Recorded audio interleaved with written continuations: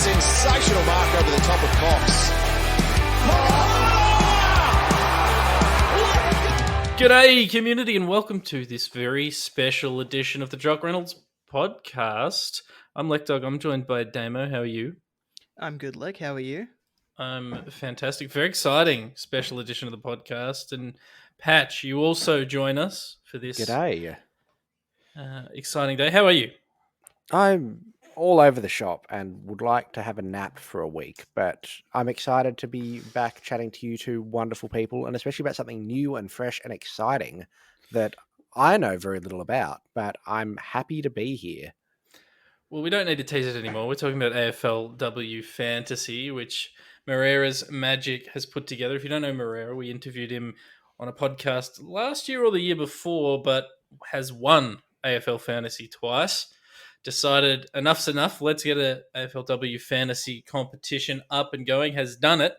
It's currently being built, Damo. The site is still being built, but you can enter a team and sign up now. Do you want to give the details on the site, where people can go, etc., etc.?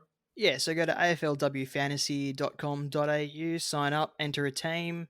It's still in development, been told by the man himself that they're still rolling out updates. Hopefully they'll have it all finished by the first round. But I assume if it's not done by the first round, then there'll be ways that they make up for it. But in saying that, Supercoach doesn't start until about round 3 anyway, so maybe they're following suit with not starting straight away. Well, it's bloody exciting, Patch, for several reasons. One, they've managed to land some prize money, which is awesome. So $5,000 cash to the overall winner come the end of the competition, which, let's be honest, is going to be Moreira. He wins all of these sort of competitions. He's but Patch, very good. Patch, why is this important, do you think? I think it's very important that we finally got an AFLW fantasy game. I mean, I think it's important on a lot of levels. One, it kind of recognises the fact that AFLW is a very serious competition, and it's a good competition as well. It's a valid sport, and a lot of people still haven't quite made that leap across yet. And it's kind of, gives it a bit more around it, that, it's not just a standalone kind of summer competition that no one really pays attention to. No, it's real football, and it deserves its own fantasy game. And also, because if enough people jump on board, we might see the Herald Sun or the AFL Fantasy guys, try and pull it together themselves and pull together their own, professional, competitions that are the same as the AFLM. I mean, I don't disagree with a single thing you've said there, Patch. I think it's vital, and it's really important because people engage with fantasy content, and if you engage, you learn more about it, you enjoy it more. Yeah. I mean, look at BBL. I didn't give a crap about it a couple of years ago, but Damo, you turned me completely around on that one. Now, let's talk AFLW Fantasy. What you can currently do on the website, Damo, you can sign up, you can select your team, you can save your team. You can't currently select your captain, emergency, and stuff. That'll come. But if you don't know players, you can actually do an autofill demo, which picks from the pool of all Australian players from last year, and from like all the big name players that are known around the league. So you can, even if you don't know anything about the competition, much like me, you can actually let the machine or the AI pick a team for you, and it'll probably do better than any of the advice that I'm about to give you. So that's exciting. And then the only other thing I've noted that is, if at the moment, if you've forgotten your password, you're going to have to contact the AFLW Fantasy team, I think, on Twitter, and they'll reset your password. You can't currently do it through the website. So that's the only issue. So write down your websites, people, because I forgot mine and had to contact them. All right, well, let's jump into it, boys, because we can already see some of the most highly selected players in the competition. If you go to aflwfantasy.com.au, you'll be able to see all the players, their averages from last year, their ownership percentage, etc., their price, what they're priced at, and what their break-even is. Everyone's priced at what they averaged last year, unless they didn't play last year. And the number one player in the comp, Damo, comes from Fremantle, Kiara Bowers. averaged 108 last year. Yeah, I mean, she's actually not the highest taken player at the moment. No, not in terms of ownership, but in terms of production, she was the most successful player last year. Who are the higher owned players than Kiara Bowers? It's actually two rookies. So it's Charlie Rowbottom at the Suns and Georgie Prasparkas at the Cats. Now they're slightly more expensive rookie priced players. They are priced at $20,100 and $20,300 respectively. Do you think these are players we just need to chuck in our sides to help fill out that bench? I think you need to fit them in somehow. It looks like those two are probably the best rookies available, and then there's other ones that are mature age, which are a bit cheaper down the track. Now, Damo, we were talking off air before the podcast, and you mentioned that in AFLW Fantasy, you might struggle to fill out your defense because the players are all very expensive. So, is there other areas where we can find some bargains in? I think the forward line and the midfield has a lot of rookies available, and don't stack your interchange with players that are higher than rookie price, really, because there's enough rookies around that will be able to stop you from getting a donut during the season. But you really do need to start with the most amount of points on field. Yeah, I mean, it's the age-old adage: pick the good players. Is my advice. Patch. Are there any names jumping out at you off the page on the AFLW Fantasy.com.au website? Charlie Rowbottom is one of the names that I recognise for having massive raps on her, which is very exciting. Going through again, I haven't followed AFLW a huge amount because there's been no Essendon side in it and there's been no fantasy competition, so I haven't had as much connection to it. But the names that I do kind of recognise, Taylor Harris looks very cheap and has had a change of clubs, which in the forward line looks like a decent option, I'm thinking. Again, don't know a huge amount about how Melbourne is setting up, but they will be good this year. And if she's playing in the forward line, then hopefully that means points. And then also getting a bit of a local flavour. Aurora Smith from the Bulldogs as a Goulburn Valley product and Bulldogs with a very young side. She was phenomenal up here.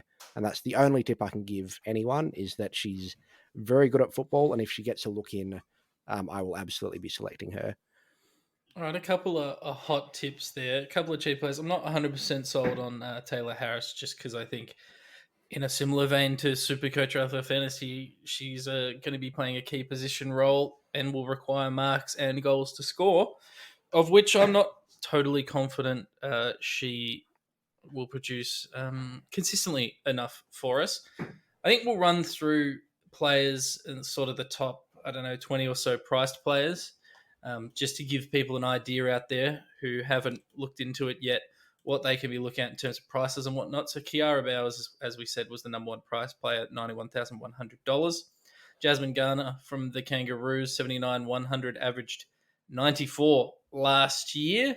Brittany Benici also averaged 94 last year, priced at $79,400 from Collingwood. She actually had the third highest single game score last season. She scored 129, so she can score big. And I should mention Kiara Bowers scored 132 in a game last year, so she can go big as well. Brianna Davey, I think she's going to be a very popular selection in 16% of teams, plays for the Pies now, averaged 93 last year. Alice Parker from the GWS Giants, another midfielder, 77,500, averaged 92 last year. And then a couple of names to avoid. We've got Georgia Patricios from St Kilda, not currently playing this season. We've got Emma Kearney, who's going to miss round one because she's isolating. So there's a couple of names there that are actually reasonably highly selected already. So if you've got them in your team, I think you need to move them on because they're not going to be playing. And then one name that stands out to me that isn't in as many teams as I thought they'd be, Damo, is Erin Phillips. Adelaide Crows midfielder, 70,900. We know how good she's been, averaged 84 last year, only in 3.9% of teams. What's the reasoning there, do you think? I think you can't have Phillips and Bowers in the same side. I think getting Bowers sort of prices you out of a few players at that top end, especially in the midfield, if you're trying to fill your entire team, because as I said, the forward line has lots of rookies to choose from, but you definitely want names that you can build your forward line around.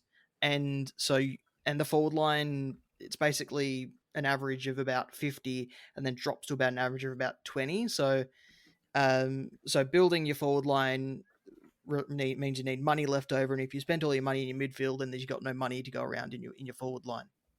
Well, let's look at the higher ranked forwards from last year, and there's no surprise that a couple of these are demon players. Tyler Hanks averaged 79 last year, priced at 66,700 in 28% teams. Going to be a really popular pick, followed by Kate Hoare, 59,500, averaged 70 last year, and I believe is the sister of Marty Hoare. Does that sound about right, gentlemen? I would have absolutely no clue. It's possible. It's possible. Sure, let's go with that. I'm pretty confident that that's a fact, that they're related. I'm pretty confident. Other players in the forward line who are going to be popular picks, gentlemen, is Darcy Vessio, who plays for Carlton, 43,100. Only averaged 51 last year, but as you said, Damo, that's sort of the range you're probably looking for in the forward line. And with the absence of a couple of key Blues, they're going to be a very popular pick. Yeah, I think Darcy Vessio is going to be a very popular pick, and the way that they play is just, I mean, there's a reason you go to the football, and they are one of the reasons. So definitely worth picking her. Another name that I'm interested in, Patch, is Chloe Malloy from the Collingwood Football Club, $37,100. Only averaged 44 last year, is in 20% of teams, and did the same uni degree as me. So that's a real yes factor for me. That's a real wow factor, but also is a great media talent. I think we should just support him. We should support all the people we like. Yeah, and I think it's a good way to try and go through and look at players you might have a connection to, or you've read something cool about somewhere. But yeah, I don't know how a lot of the teams are shaping up, and that's where a lot of the really good work that's been done, by journos on AFL.com and on the Herald Sun and the Age, and have a look around and read some of that stuff as well, because not only that, it kind of, the more people read it, the more they're encouraged to write about it as well. So I'll certainly be spending a couple of hours scrolling through a bunch of previews for the season and learning a bit more. Today is not us telling people who to pick. It is us just saying, this is a thing that's here. It's cool. Give it a shot. Oh, 100%. We're just looking through the list. Mainly, this is a PSA to let people know that it exists. Damo, you were saying before you were looking at all the predicted best 22s for this season. Where were you finding that? I was finding that on the AFL website, written by, a bunch of people, but curated by Sarah Black. Yeah, so I think that is going to be a great place for people to start if they don't know all of the teams in the comp. I only really know the Blues myself, so natural. Well, to be fair, that's true of AFLM as well. So I got no idea, but I'll tell you what, I will be picking Brianna Moody in the ruck line. Lock that in, 13.2% ownership, 55,300. Damo, do we know, is the ruck line like in AFL Supercoach or AFL Fantasy? Is that a place where we can lock in just a ton of points, or is it a bit different in this competition? Don't know. I don't know what scoring format they're using for this. It's going to be, I think they're going to be trying to be as close to AFL Fantasy as possible. So I assume you're going to be able to just lock and load a player. I've just found the points up. It looks very close to my understanding of AFL Fantasy, in that you get 3 points for a kick, 2 for a handball, 3 for a mark, 4 for a tackle, 1 for a hit out, 1 for a free kick, 3 points off for a free kick against, 6 for a goal, 1 for behind, and it is best 16 mirroring the AFLW as well. Yeah, and double score for your captain, vice captain. If your Yeah. captain doesn't play, presumably we can loophole. I'm not sure if there's a rolling lockout. That's a very good question. We'll find out. We will find out. Trades, you're going to get 3 trades per week. There will also be a utility position, which AFL Fantasy uses. So if you're not familiar with that, go and jump on AFL Fantasy. They do a great job of explaining it. But basically, it's a free position to store a player in that can be any sort of position. And there will be price changes from round 1. The prices only change if the players play that round. So it's going to be pretty similar to AFL Fantasy. As the name implies. It's the thing that I'm also very interested in following along with, which will have implication for the men's season as well. The novel coronavirus, that old thing, how that impacts the competition and how how games are moved around if need be, or fixture changes. That'll be very interesting to watch as well. And fingers crossed it all goes smoothly and we don't have to worry about it too much. But that's potentially, if it is a rolling lockout, keeping trades up your sleeve like we've had to do in BBL Fantasy or BBL Supercoach, might be the way to go. We'll see. Yeah, it's going to be. We're not talking about that. They've already acknowledged that they're going to treat it like an injury, and we're just going to adapt. But we'll see how that goes. We'll see. Damo, you get a salary cap of $717,100. You got to pick, what is it, 21 players, 16 on field, 5 on the bench. Is there anything else we need to cover off other than go to aflwfantasy.com.au, pick a team, and if you know more than we do, tell us who to pick? Yeah, that's basically it. I mean, I'm messing with my team as we speak at the moment, and I mean, they've given us a pretty good salary cap, and it definitely, I mean, it's not too generous, but it's not so small that you struggle to even put a team together. So it's one of those ones where you definitely have to work within the lines and learn who these players are and watch the football. Yeah, they're certainly they're more generous than us when we run our fantasy game, because we barely give you enough money to even field a team. It's part of the fun. It's part of the fun. But also, footy is back on that note, and oh boy, let's get excited. Yep, go the Blues, smash the Pies. That's all I really care about, to be honest. Rightio, check it out. We will pop a link in the description. Lovely chatting to you two. It was lovely. I know we probably sound clueless to those out there, but I'm really excited to learn. We're trying. Exactly. If you know more, comments or hit us up on Twitter. Let us know who we should be picking, who we should avoid. Yep. Looking forward to it. All right. Shout out to Moreiras Magic once again for the amazing work. Love y'all, community.